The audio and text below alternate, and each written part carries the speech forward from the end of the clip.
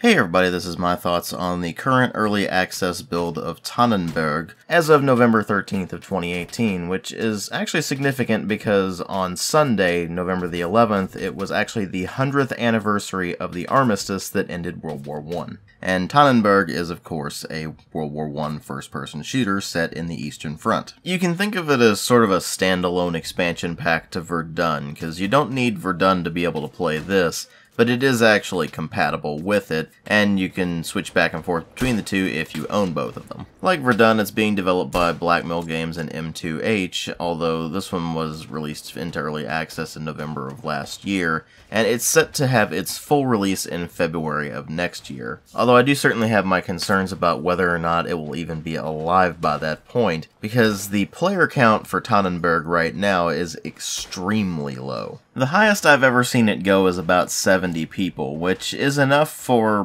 one full match of the main game mode, which is Maneuver. So the game is still playable, it's just dwindling at the moment, and I'm not really sure if the full release is going to be able to revitalize it or not. I mean, at least the game does have bot support, so when you hop into a server, it is populated, but it's only populated by bots, and they have a nasty habit of getting stuck on the environment or making completely boneheaded decisions. So even if the experience wasn't necessarily ideal, I did get to play a few rounds across several different maps and several different class configurations, so I do have at least some good idea of how the game plays.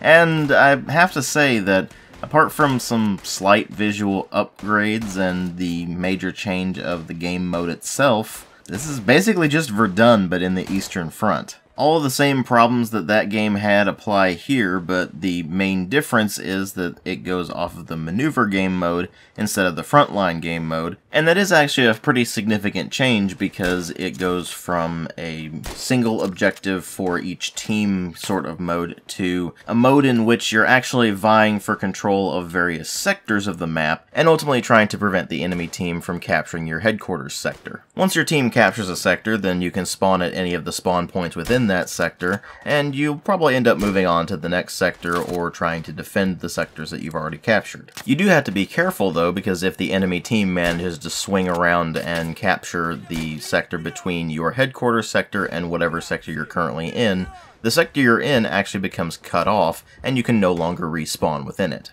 And with the sectors being won and lost based on the flow of the battle and how good the teamwork is, it ends up being a bit of a more tactical game than what you saw with Verdun, but only in so far as the planning stages and the playing execution go. Because literally everything else in the game, from the weapon handling to the movement characteristics to even really the interface, although the interface just got an update so now it's wildly different, but back when I started doing this MTO it was actually still the same interface as Verdun. This is very much a standalone expansion and not a full-on sequel, and it really does show in a lot of respects. Everything that was a problem in Verdun is still a problem here. It's just that with the game mode change, it introduces a set of different problems and does away with some others. The most notable issue is just how easy it is to cut off sectors when you're going around and capturing the sectors. Because if one particular team isn't playing particularly well, or is full of bots, then it's just a complete curb stomp for the other team that is full of players, or is actually coordinating well. Of course, it's more of a player issue than a design issue, so if you go over to design issues, the main one is that the maps are a bit too big for what they're trying to achieve here, and what they ended up doing with at least some of the maps, at least so far, is actually narrowing them to make them a bit smaller focus and to improve the map flow. And that seems to have helped a bit, but there is definitely still some work to be done, and it is way too easy to camp in this thing. I've lost count of the number of times I've been picked off from long range not having any idea who the hell shot at me. Admittedly, that's certainly realistic for World War I, but from a gameplay perspective, that just gets incredibly irritating incredibly quickly. I would say, however, that Maneuver is definitely a much more dynamic, much more interesting mode than what you saw in Verdun, so that definitely helps things out a fair bit. It's just that when you look at everything else, it's basically a reskin of Verdun set in the Eastern Front. And I know that's basically what they were going for. I mean, it is a standalone expansion pack, but it doesn't exactly instill all that much confidence when issues that were present in Verdun are still present here. The squad system is exactly the same as Verdun's, just with some differences in which squads are available, because they are taking place on the Eastern Front this time.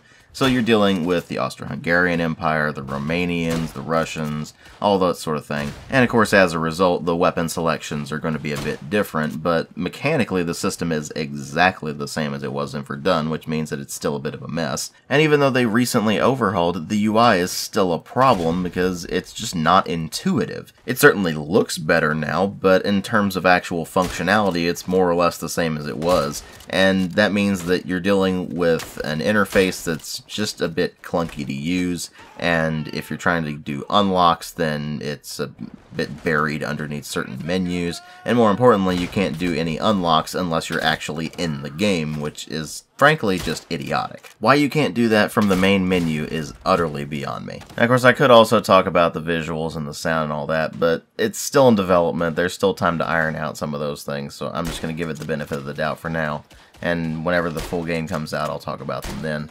But suffice to say, the big takeaway from this, in its current state anyway, is that it's basically just Verdun with a slightly different game mode and some slightly upgraded visuals. And the only major difference between it and Verdun is the fact that Tannenberg takes place on the Eastern Front. Of course, I guess that's a good thing for fans of Verdun who basically just wanted more of the same, because that's exactly what you get here. But if you weren't a fan of Verdun to begin with, then you're probably not going to be able to get much of anything out of it. I'll definitely still keep an eye on it, and when the game's full release comes around, I will take another look at it and see how the game shapes up in its full release.